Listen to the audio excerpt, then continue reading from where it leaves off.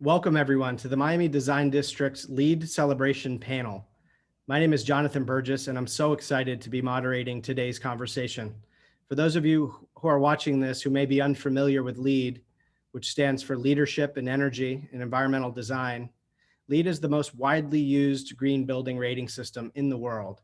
It's available for virtually all building types, and it provides a framework for healthy, highly efficient, and cost-saving green buildings.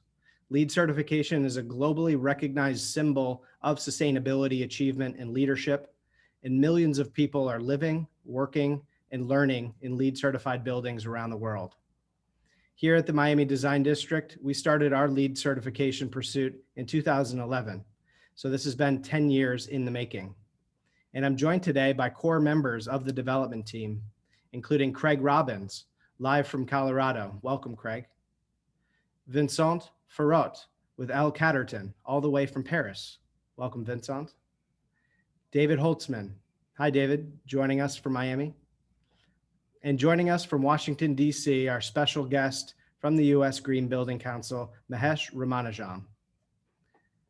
Hello, Jonathan and everybody. Thank you so much for having me today. It is a distinct pleasure to be part of this fabulous ceremony. Thank you for joining us. Now, Mahesh, since we're here today to celebrate the Miami Design District's accomplishment as the first built neighborhood in the world to achieve gold under LEED version 4, can you remind our audience, why is that a big deal? First, let me congratulate Craig, Vincent, and David for achieving this LEED version 4 gold certification for Miami Design District, one of the most fabulous achievements that you can do for the world. So congratulations. So let's take this opportunity as a moment to celebrate your success by recognizing that I would like to virtually hand off the plaque to David for a magnanimous achievement for making this world a better place. Congratulations to you and to your entire project team, and particularly Jonathan for all your hard work in the past decade to make this Miami Design District a livable, healthy, and sustainable place for all people in Florida, and a fine example for the rest of the world. Now, congratulations again. As you know very well, USGBC was established in 1993 with a very simple goal: better buildings equal better lives. Then we introduced LEED for buildings, which stands for Leadership in Energy and Environmental Design, as Jonathan rightly pointed out. But the most important part with LEED was we gave everybody a way to think about buildings than the traditional design and construction, and really transform it to be better buildings. But then, if we want to accelerate market transformation on all fronts, we must focus on our communities, neighborhoods, and cities. That means we have to take the concept of LEED being applicable to buildings, to communities and cities, because after all, communities is where the buildings are housed. So we cannot no longer look at buildings as isolated structures. We need to look at them as part of the community, because at the end of the day, we are trying to serve the residents of the community. So LEED version 4, neighborhood development rating system that has been introduced by USGBC, is the most rigorous rating system that focuses on a community level design, planning, and most importantly, implementation for both community and the buildings. So that is why it's such a big deal. It's a tall order. It's not easy to achieve. As you rightly pointed out, it has taken 10 years for you to develop this, which means that it is going to require a lot more rigor, a lot more planning, and most importantly, a lot more strategies to deliver a very simple principle: a higher quality of life for every resident of this community. That's why it is a big deal, particularly all of us emerging out of this pandemic. It's a healthy reminder that there is an inextricable link between environment, people, and economic prosperity. And that is why it's such a big deal. Thank you so much. I'd like to take it back to where it all began. And I'd like to ask Craig, let's start first with a little known urbanist strategy called patience. You've been a very patient person, my friend. And for you, it started almost 25 years ago, acquiring property in the once abandoned design district. Thinking back to that time and maybe beforehand in history, what first interested you in that neighborhood? Well, generally, I'm inspired by neighborhood revitalization and the whole notion of creating a sense of community. The design district was an amazing historical neighborhood. It was the most centrally located place you could probably be in Miami, both just sticking a pin in the middle of the map, but also the way that transportation works. So I knew it was an incredible opportunity. And I thought that doing this neighborhood building model could be transformative. How closely does the district now resemble your original vision of the neighborhood back then? And maybe what's one thing that's transpired differently from that original vision that ended up being an important part of what it's now become? You know, a mentor of mine was once doing an interview, Chris Blackwell, and he talked about the difference between seeing the Rolling Stones in the 60s when they were unknown, but having that moment of discovery and that magic, and then still seeing how great they could be in a football stadium with tens of thousands of people watching them. And I think that neighborhood building is similar. You start with quality and you just keep amplifying it. And so even though the first phase is small, it sets the tone for what will happen in the future. And I think in the design district, what we've been able to do is we began with this vision that we were going to merge commercial operations with culture. And we started in a small way doing that, and we've built on it every year. And we're getting closer and closer to being that band in the football stadium. And Vincent, the partnership between Dacra and Catterton began in 2010, which is around the same time that I got involved too. And from early on, I remember there was always a focus on good urbanism principles, on smart growth, and on sustainability. And from an asset management perspective, can you share with us how walkability, how human scale architecture, and sustainability play into your investment strategy, like here at the Design District? Yes, I might like to say that for the Miami Design District, we embrace the idea of the 15-minute city, this 15-minute city that everybody is embracing at the moment. But in 2010, that's when we together designed the master plan. That concept didn't really exist and wasn't really prevalent. So maybe at that time we were ahead of the game in that respect. Since then, all our projects have adopted the idea of being able to service the community's everyday needs within a workable footprint. So we added residential, offices, retail, food and beverage, and many other services, which are all part of our projects and mixed-use project, even if it can come in later phases, as just Craig explained. That's the vision.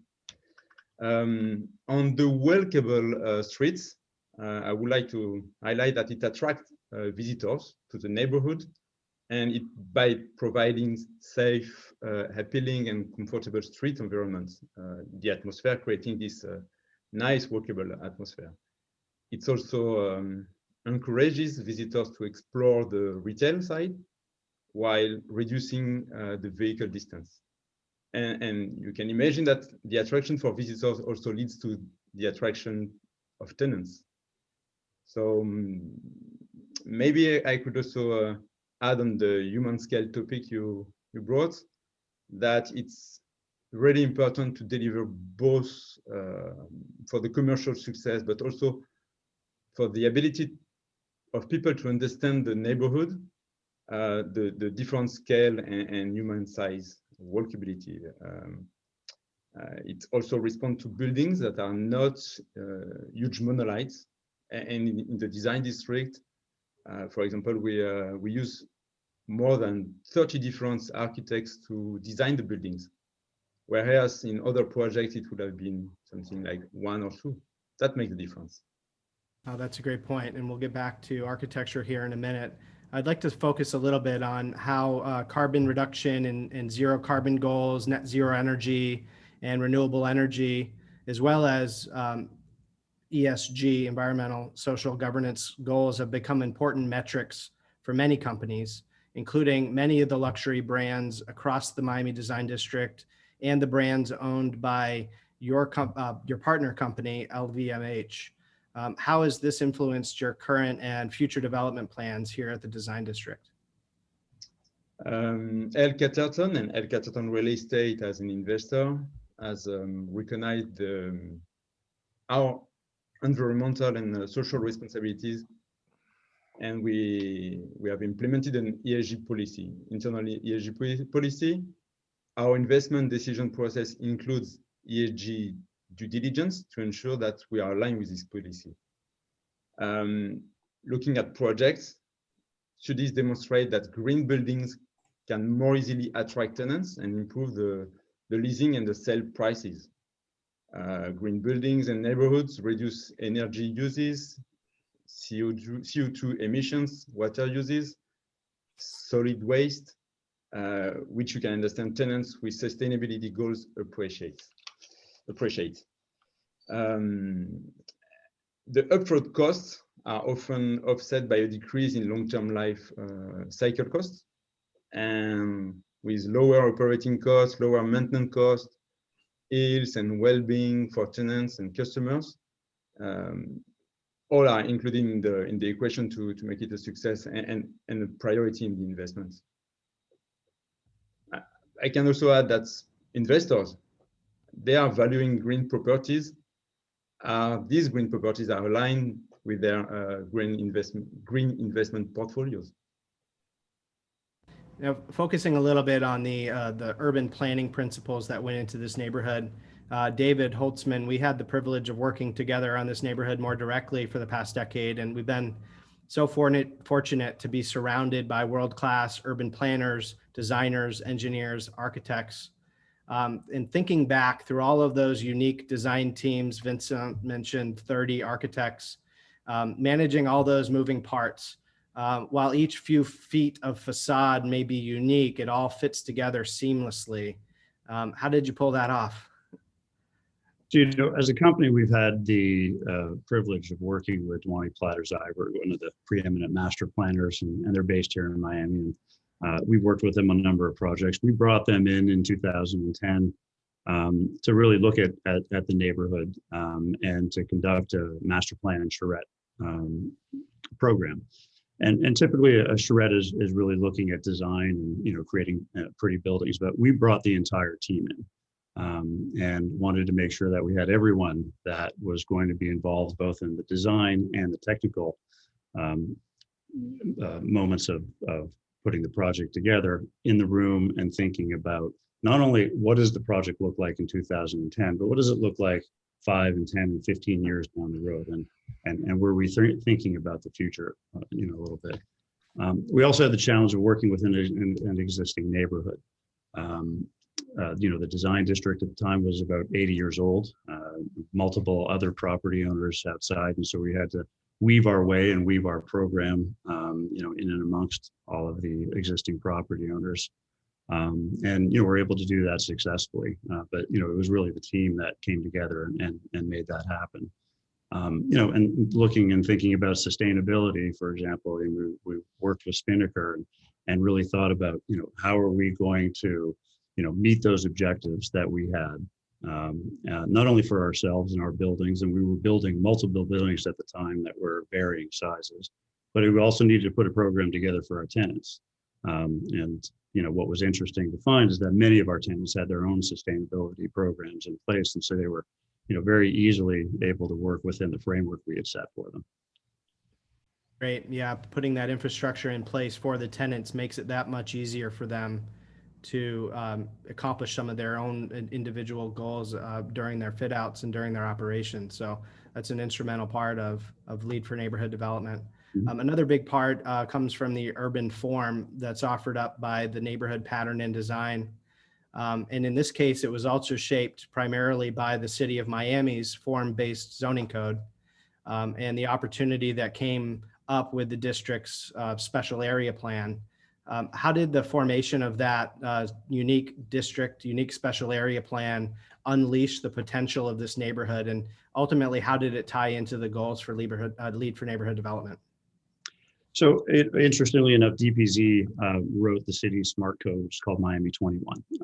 And so we, in developing an SAP, which stands for Special Area Plan, we're able to work within the existing framework of the Miami 21 language with DPZ and craft language and craft a program for the SAP that allowed us to create a a zoning and a design framework that was unique to the neighborhood.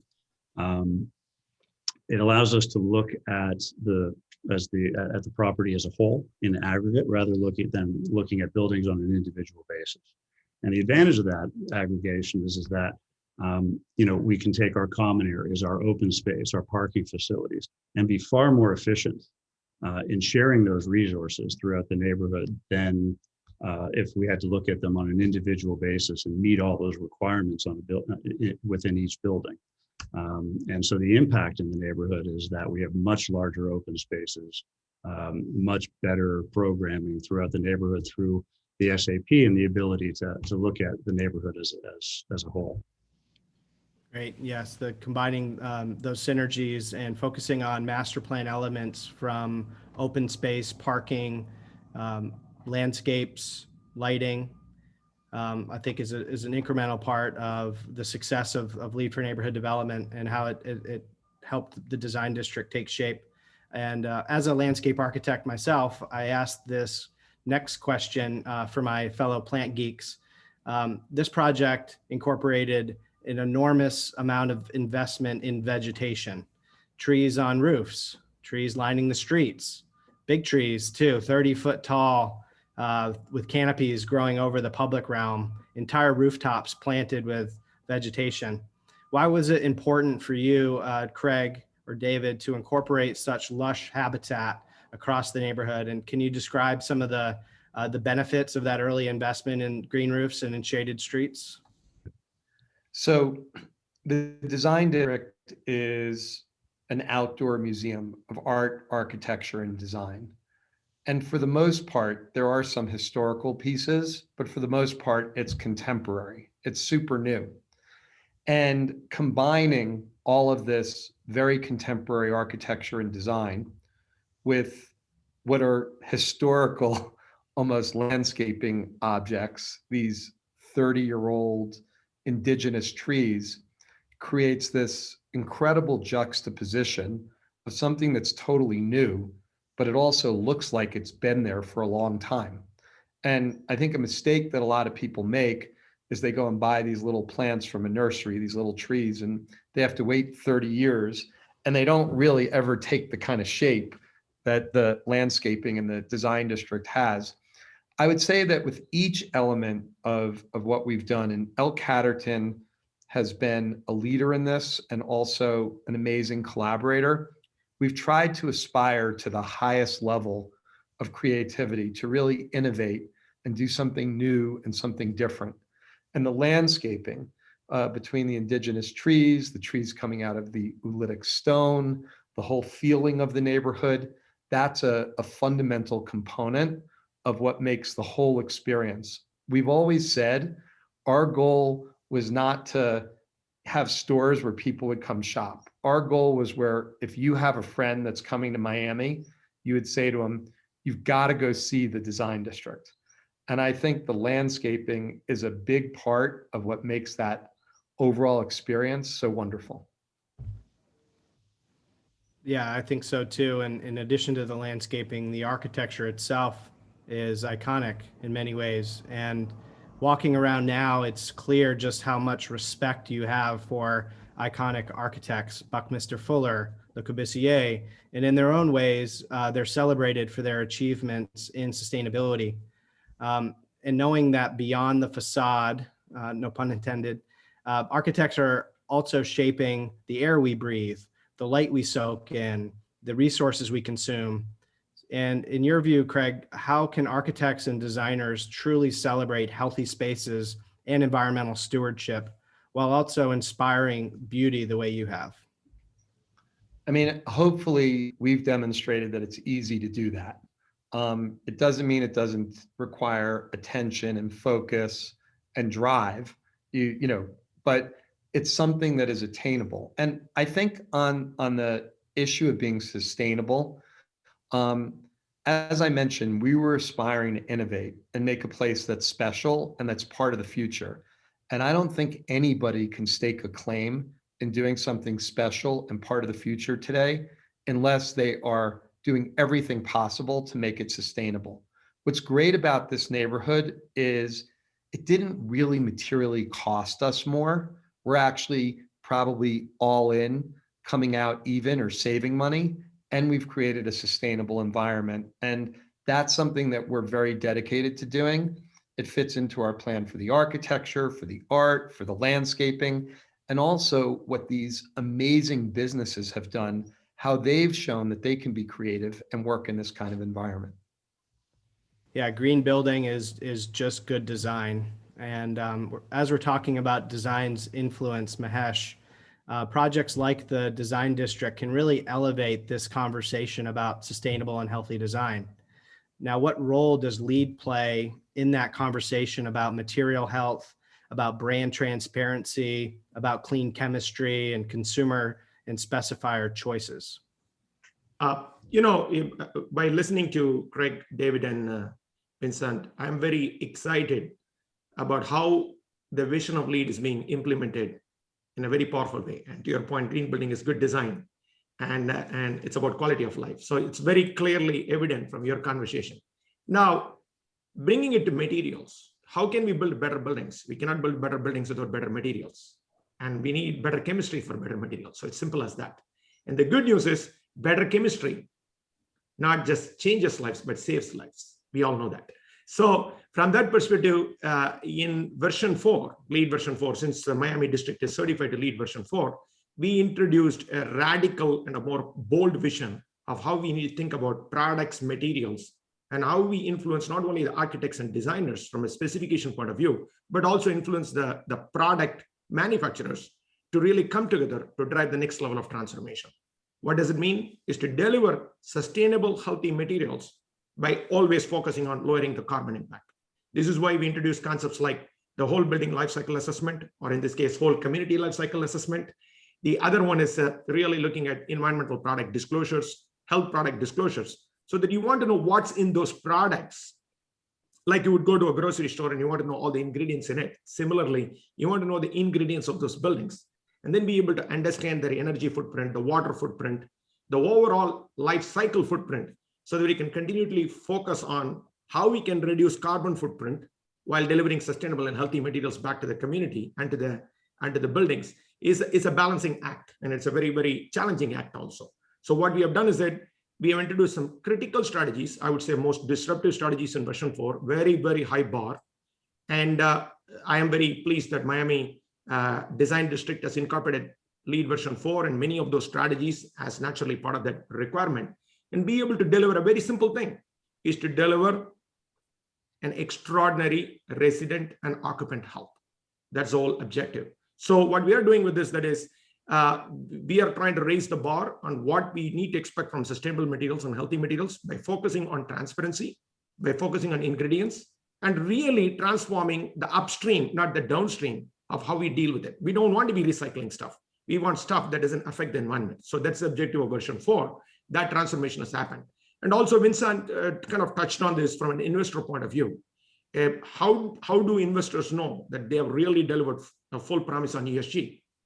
They can only be satisfied with it when they can really show that they have balanced the generation of profits with being able to implement socially conscious values. And that starts with raising the living standard for all, because Miami Design District is not designed only for the people who are able to afford it, but it's accessible to anybody. And that's a big equity issue, right? So that kind of connection has to be brought in. And that's a very important aspect to remember when we think about these version 4 and LEED, and most importantly, the design principles that Craig and David and Vincent talked from both values and value perspective, that it's an opportunity for people in Florida, people in this country, and the rest of the world to really look at and say what you guys have done and how can we replicate this to raise the living standard for all. And I think that's what this is all about. And that's about brand, that's about values, and most importantly, that's about leadership. Thank you. And to celebrate that leadership, we're here to recognize this certification as a fully built project. But the truth is, like any good neighborhood, it's still continuously evolving. And what opportunities should this team here focus on for their long-term performance of its existing building stock with an eye on resilience and continued health, of the design district as it continues to evolve, to grow, and to operate as a global destination? I think you hit it on that pretty well, Jonathan. Performance matters. The future is performance. We believe, our theory is this: what gets measured gets done, what gets done gets improved, what gets improved gets replicated. So the most important part for me is to be able to really focus on the existing buildings inside the Miami Design District and start measuring. And when we say measurement, we don't need to take extraordinary steps. We take some basic steps. Let's measure energy, let's measure water consumption, let's track how the waste is going in and out of the district. And let's take the basic steps, because that data will give a lot of insight into where the gaps are, where the opportunities are, and most importantly, where you are making progress. And then importantly, we cannot underestimate the importance of indoor air quality. What I was pleased with all the conversation that Craig and David had about that vegetation that you clearly introduced in a very nice way, I think we are missing the bigger part. That's about external air quality. It significantly impacts the air quality outside the buildings, right? Not only inside the buildings, outside the buildings. That's a big and easy way. And also it's about carbon reduction. So it's the easiest way to accomplish that goal, which everybody thinks is very complicated. It's a very obvious thing to do. By good design, by good principles, and by good basics, you've been able to introduce that. So I think it's a big health story to present and project.